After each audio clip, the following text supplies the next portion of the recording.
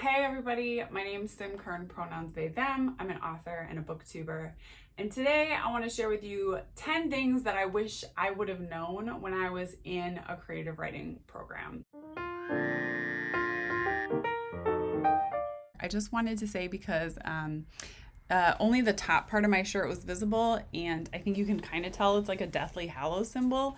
And some of you may not have seen my tutorial video where I made this shirt, and I show you what to do with old Harry Potter merch, which is to make it say "fuck turfs" in bleach. So in case anyone was thinking I was repping Harry Potter uncritically in this day and age, no, I was not. I will never do that. And fuck turfs. And let's get back to the advice. I did my bachelor's in creative writing at Oberlin College. I graduated in 2007. And then I didn't write anything or publish anything for over 10 years until 2017. I've been thinking a lot about what I wish I had known when I was a creative writing student that I think would have gotten me started on my writing career earlier. And I've been thinking about those things because I just read Wench by my friend Maxine Kaplan, who was also in Oberlin's creative writing program with me. And I've been thinking about those of us who ended up going on to become published authors or journalists or writers in some sense, and those who didn't, and kind of what are the reasons for that. And I was one of the people who hadn't become a writer for most of my adult life, and only just now I've come back to writing. If you're in a BFA program, this will be most applicable to you, but a lot of this stuff also applies to you if you're in an MFA program. Or if you're a student who's interested in becoming a student in one of those programs, this might be a helpful video for you. I'm not sure if I'm qualified to give this advice since I haven't necessarily made it as an author. Like, I'm not living off my writing yet. Most writers don't. But what are my credentials? I did graduate from Oberlin with a creative writing degree. 2020, I published my first book, Depart to Part, with Stelliform Press. So it was a small press and it's a novella. So I still have imposter syndrome about that. And I have a lot of short stories that have been published in semi-pro magazines around the web and in anthologies and stuff.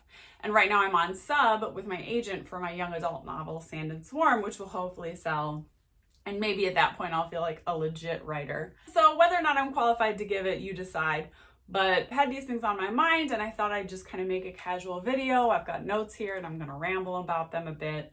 And I came up with 10 things that I wish I'd known while I was a creative writing student. So let's get to it. The thing I wish I'd known, number one, is that the people who end up getting published are just the people who don't quit. So while I was in these programs, because I went to college for creative writing, I also went my senior year of high school. I got this amazing opportunity to go to, just for my senior year, a boarding arts high school. So I was in 5 years in workshops. I was really into back then was like, am I one of the good ones? You know, there was a lot of this idea of like talent. There was a lot of competition. Professors always had favorites. And I tended to be professors' favorites. I'm not gonna lie. I mean, if you've been in a workshop, it kind of sorts out like, who are the superstars or professor thinks are the superstars.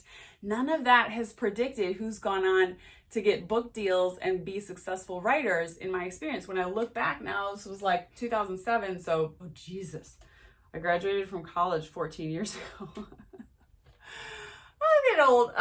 Yeah, but the people who went on to be writers and be published are just the ones who kept doing it. Seriously, like everyone who just like kept doing it and is still doing it is getting published. And that's the key, is just sticking with it. And so don't get caught up on these like popularity contests that happen in creative writing programs. Don't worry if you're not the professor's favorite. Me worrying about that too much was meaning that I was needing like external validation and someone telling me, you know, you're very talented for me to feel like I was successful and keep going. And then when I left the structure of the creative writing program and went out into like the brutal publishing world, that just vanishes. And I didn't have the work ethic and the grind to just like, oh, if I keep doing this, I'll get published. So that's the number one thing that I would recommend to you is just, if you want to be a writer, just keep doing it. It will take everyone a different amount of time, but if you keep trying to get better, you keep finding, you know, ways to get feedback and you keep putting your work out there for other people to read and respond to, you will eventually get published. My second piece of advice is to be kind with everyone and network while you're in the creative writing program. So like, do make friends with your professors because you might need them for like a blurb someday. Like one of my old professors that I had a really close relationship with blurbed my book, and he's a way bigger celebrity than anyone else who blurbed my book and he only did that because we had a close relationship, and I knew he really liked my writing, and he was willing to do that for me. Be nice to all the other people in the workshop. Now, I make exceptions if they're like a real asshole. There were certain people that I was in creative writing workshops with who I did not care for. Lena Dunham. Excuse me. And I didn't make friends with those people, and even though if I had made friends with that person, maybe they could have helped me in my career, but really I think they're so selfish that they wouldn't have cared in the first place. But the people that I did make friends with in my creative writing workshop have come to be like huge supports for me and helps for me in the author world. And this is one of the biggest benefits of being in a creative writing program, is just knowing other authors you can come to for advice. So again, Maxine Kaplan is like one of my really good writer friends from my program in Oberlin. I've come to her with questions. I've come to Mariama Lockington, who was in my high school creative writing program, with questions. And unfortunately, like, I would have told this myself because there is someone from one of the creative writing programs I was in who has kind of become a superstar. Not the Lena Dunham person, but someone else who's really written a bestseller, or a series of bestsellers that I really respect.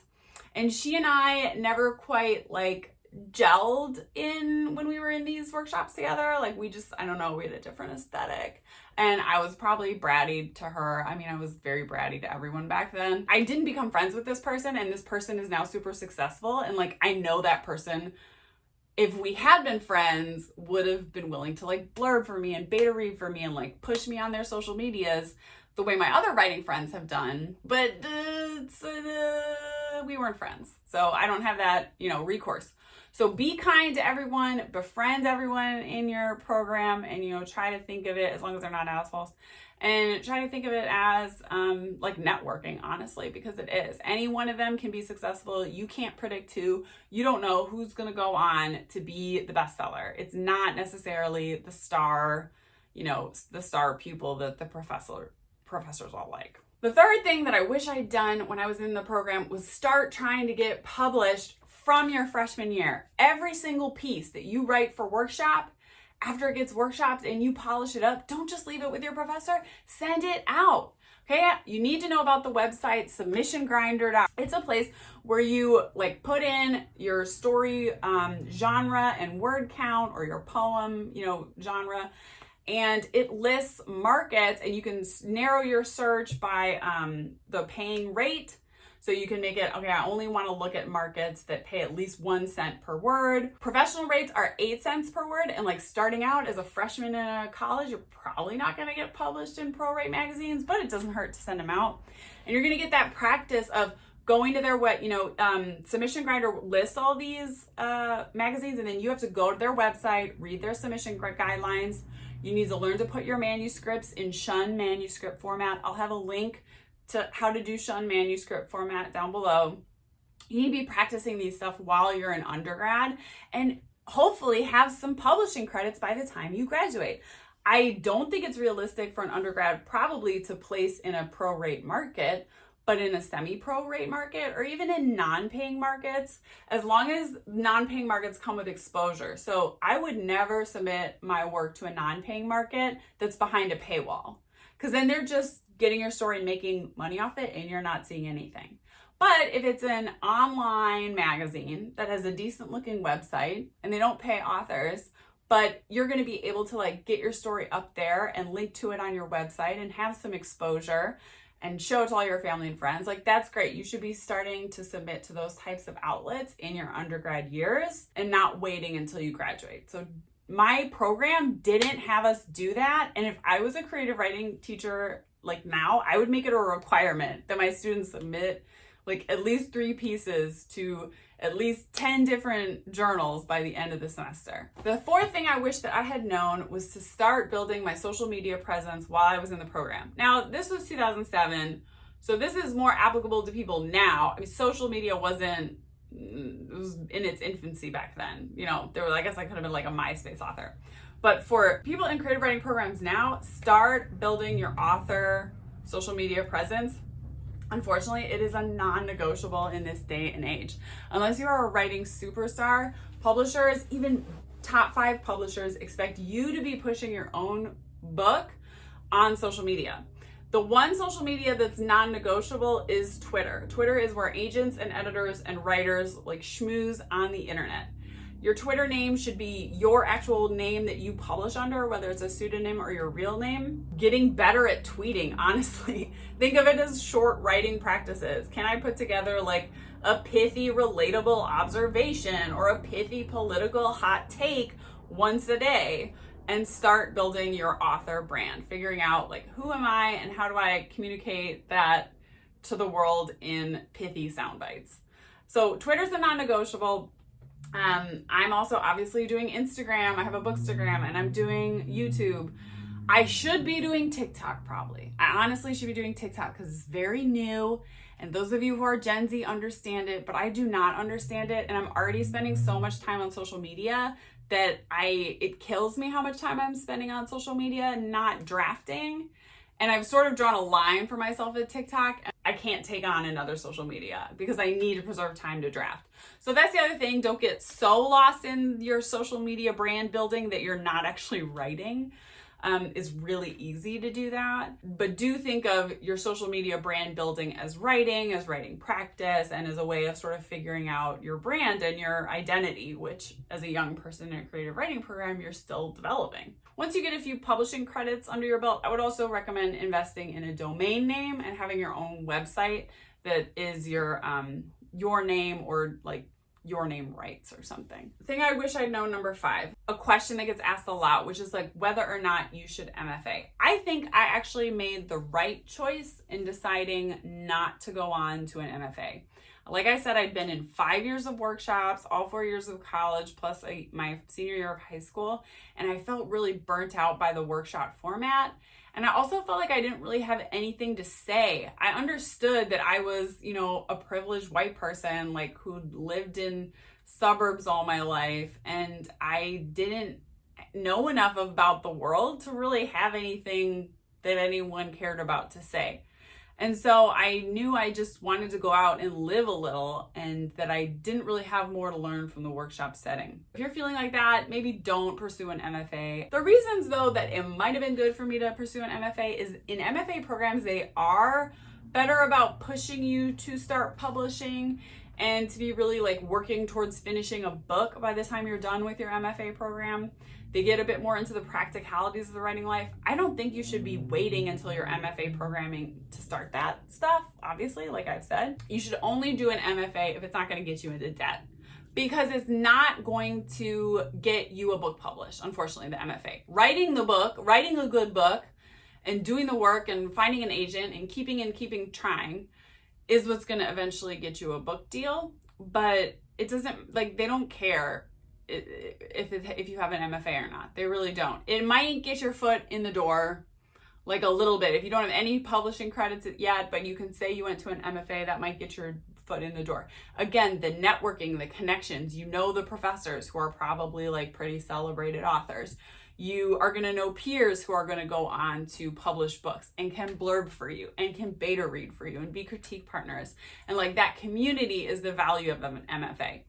But to put yourself into financial debt, I don't think you're going to recoup those losses necessarily. So if you get some kind of fellowship to go get an MFA where you are, able to teach and then go for free, then I think it makes sense. But I wouldn't take on a lot of debt and think that an MFA is like your ticket to the publishing world, because that's just not how it works. So the 6th thing that I wish I'd known in my program is what you can learn in a workshop setting, and then how you have to eventually leave it behind.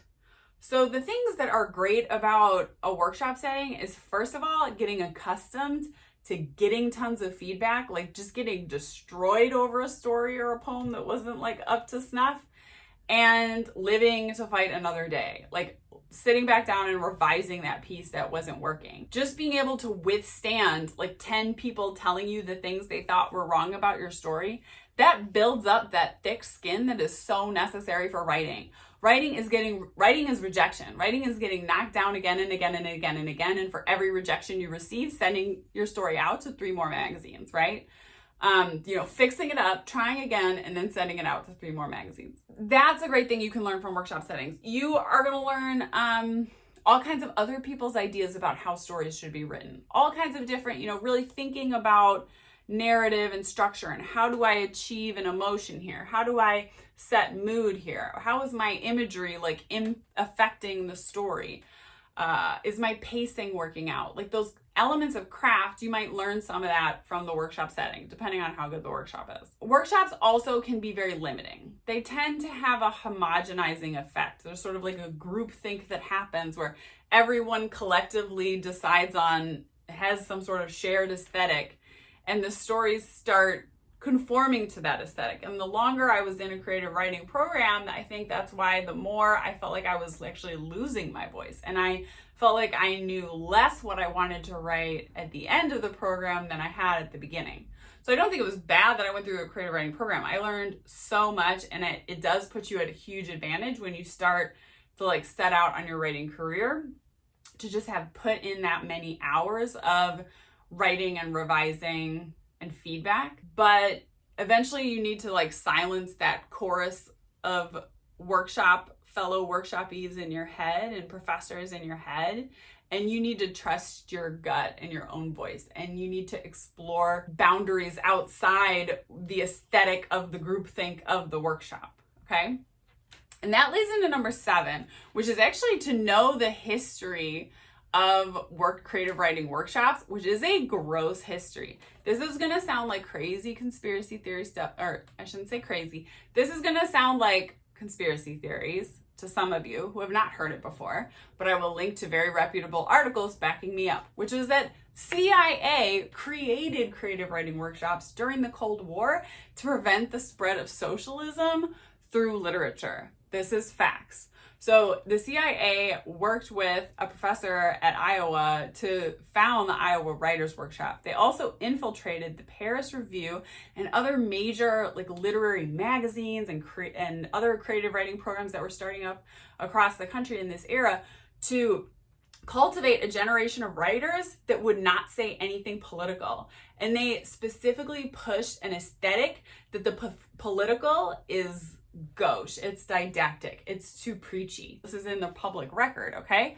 But creative writing workshops, at least in 2007, when I was there, were still very much pushing an art for art's sake, don't be too preachy, don't get too political style of writing. Maybe that's changed, but I would know that history, and I would be on the watch for it and the way it seeps into your work. And just being aware in general, what are the political motivations of the professors of this program?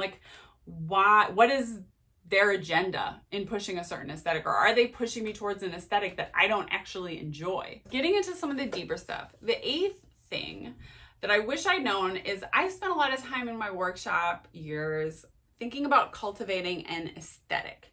I thought I needed to work on my talent. I needed to work on putting the words together in a prettier order, and that was good writing. But then as the years went on, I started to realize actually what I was really lacking was experiences and being an interesting person.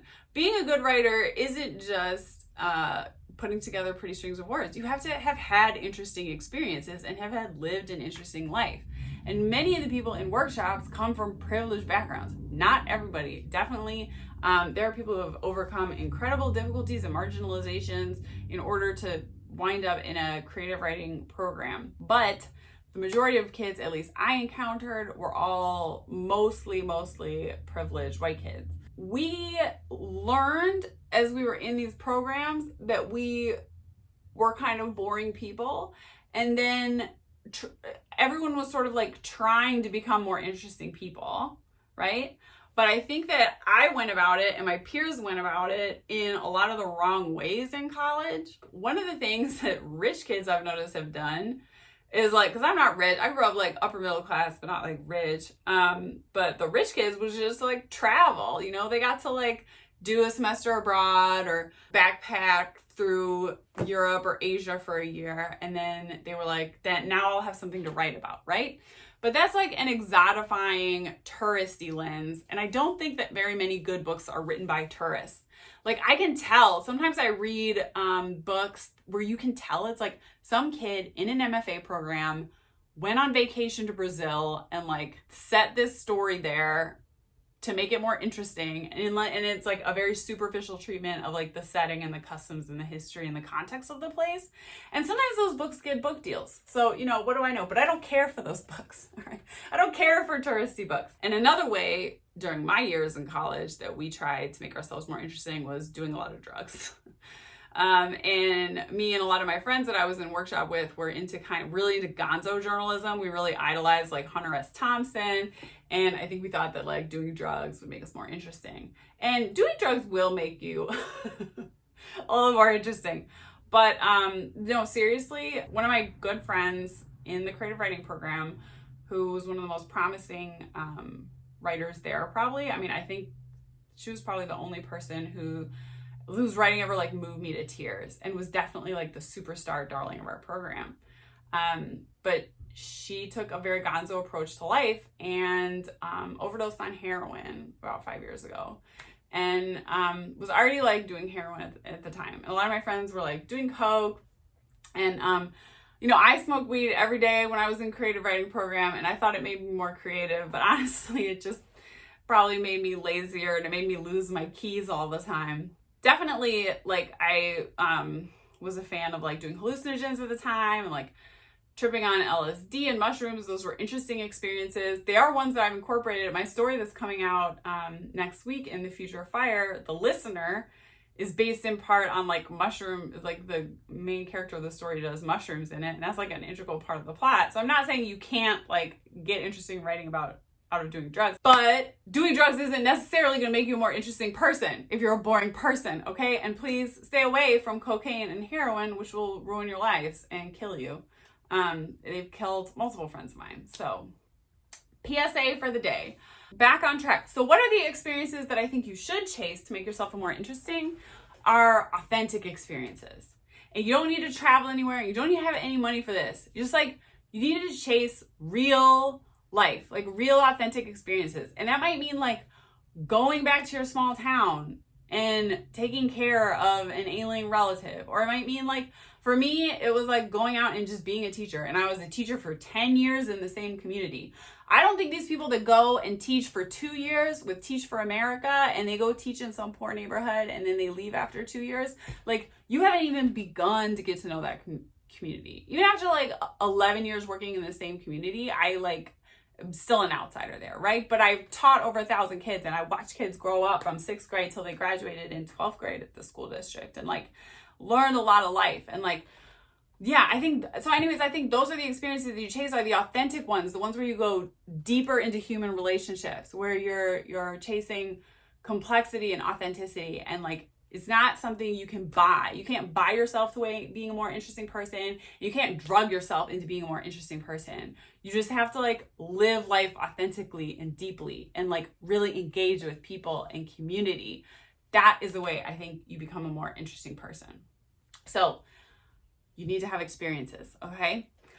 The 9th thing I wish I had known is it is not enough to have experiences. You also have to have a good point of view, like a critical analysis. This is something that I've been working on a lot really purposely lately, is reading a lot of nonfiction and history and sociology. And I'm reading, lots of like indigenous food science books lately. I'm reading like the history of my own people, like the Jewish people, like situating yourself in the world and reading nonfiction from a broad array of perspectives, particularly prioritizing marginalized voices, so that you gain a good critical analysis of the world. Because all writing is political, right? The apolitical writing of the 1950s and 60s that was popularized and that dominated the whole last half of the last century was political in its apoliticalness, right? It was preventing socialism from spreading in the United States, and therefore it was propping up capitalism in the United States. Like this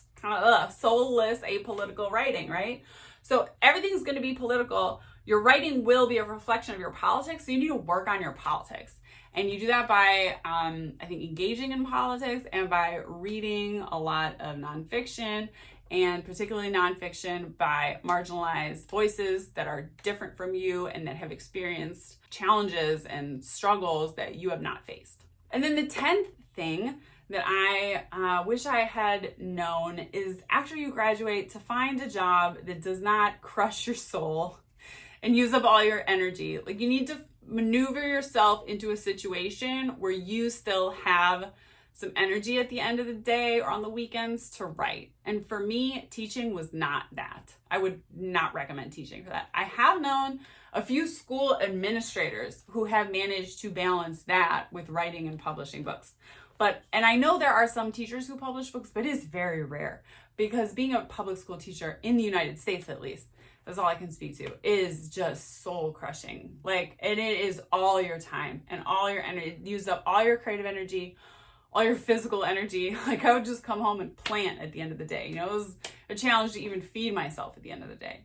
And it dominates all your time, right? It takes up your weekends are spent planning and grading. There's no time to write. I don't regret those years though, because like I said, spending 11 years working in schools in the same community, a culture that was different from mine, but sticking with it for a long time and sticking with these kids and these families for a long time and befriending people in the community and being involved in activism in this community and moving to the community, that was a valuable experience. And my writing is deeper and richer because I've taught over 1,000 kids how to read or how to read better. But I didn't have any energy left at the end of the day to write. And so it was only after I left teaching, some of you heard the story on my channel, basically after my daughter was born, I became disabled. My school district that I'd been with for 10 years was extremely shitty about it, and basically bullied me into quitting rather than accommodate me for the disabilities that I had. And so I quit teaching after 10 years, and I was like, what am I going to do? I have this baby. My husband made enough that it was okay, we can kind of coast for a while on my savings and what he's making. I decided, you know what, now's the time. It's now or never. I need to write a book, now or never. And it had been eating away at me all those years, those 10 years or 11 years that I was working in schools, eating away at me that I wasn't writing. And there was a story I'd had in the back of my head since 2013. It had been eating away at me for 5 years. And I started writing, and that became the novel Sand and Swarm that's out on sub right now. Find a job that lets you see a bit of life, that lets you, learn a bit more about your world, but doesn't just eat up all your time so that you don't have time and space to write. Or, find you a sugar daddy like I have to pay your bills so you could be a writer. I mean, basically, you just got to make moves that will facilitate you eventually getting to have enough time to write. But I have all the respect in the world for people who work a 9-to-5 and also are writing and publishing books. I suppose my job is full-time as a parent, and I don't mean to downplay that because, being a stay-at-home parent and also of a 3-year-old, I'm teaching my kid to read and write and do numbers right now. That's no small feat. That's a job too, but it's not quite as soul crushing as a 9-to-5. So I am able to kind of save up all my creative energy to get at least a little bit of writing done, hopefully every day, and a little bit of, social mediaing done as well. So sorry, this got kind of rambly at the end, but basically find yourself a job that isn't soul crushing and leaves you time to write. That's my last piece of advice. If you guys have other piece of advice, if you're someone who's been through a creative writing program, please leave them in the comments. Please feel free to leave questions in the comments. And I hope this was helpful. Subscribe to my channel, subscribe to my Instagram, Sim Bookstagrams Badly. What else? On Twitter, I'm at sim_kern, and I'll leave links to places you can find my writing or buy my published book, Depart to Part, down below. So that's it for me. Have a great day. Bye.